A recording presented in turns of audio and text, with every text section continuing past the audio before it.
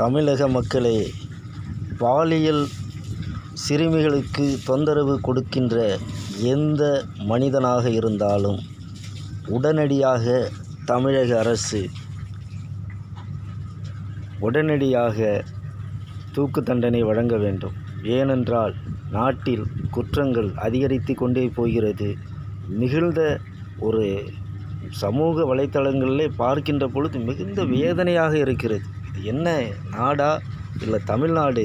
இன்றைக்கி வந்தாரை வாழ வைக்கும் என்று பல்வேறு தமிழன் என்று சொல்லடா, தலை நிமிர்ந்து நில்லடான்னு சொல்லக்கூடிய தலை குமிகின்ற சூழல் உண்டாகி கொண்டிருக்கிறது.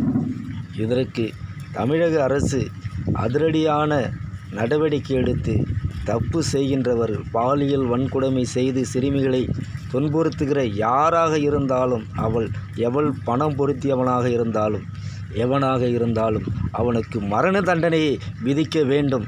இது ஒட்டுமொத்த தமிழ்நாடின் இயக்கமாக இருக்கிறது. இன்றைக்கி அன்புமணி அவங்க அந்த மேடம் பேசுனாங்க, இதற்கு தீர்வான ஒரே வழி மரண தண்டனை. இந்த மரண தண்டனை கொடுத்தால் மட்டும்தான் பெண்களை சீரழித்து காயப்படுத்தி அவர்களை பாலியல் தொல்லை கொடுக்கின்ற மனிதர்கள் பயம் வரும். அதனால் மாற்றங்கள் இருக்கும்.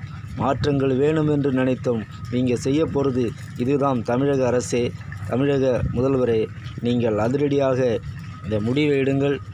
இது மக்கள் மிகுந்த இந்த பாலியல் வன்கொடுமை பார்க்கின்ற பொழுது மிகுந்த வேதனையும் வெட்கமாக இருக்கிறது. தமிழ்நாடு அம்மா இருந்த புரட்சி தலைவி ஆண்ட காலத்தில் இப்படியா இருந்தது? அம்மா ஆழ்மையற்ற அரசு நடத்தினார்கள். ரொம்ப வேதனையாக இருக்கிறது. தமிழக முதல்வர் அவர்களே, நீங்கள் தாய் தந்தை கூட பிறந்தவர்கள்தான்.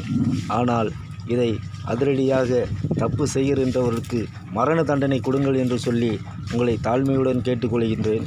தம்பி கபாடி ரவி. நன்றி, வணக்கம், வாழ்த்துக்கள்.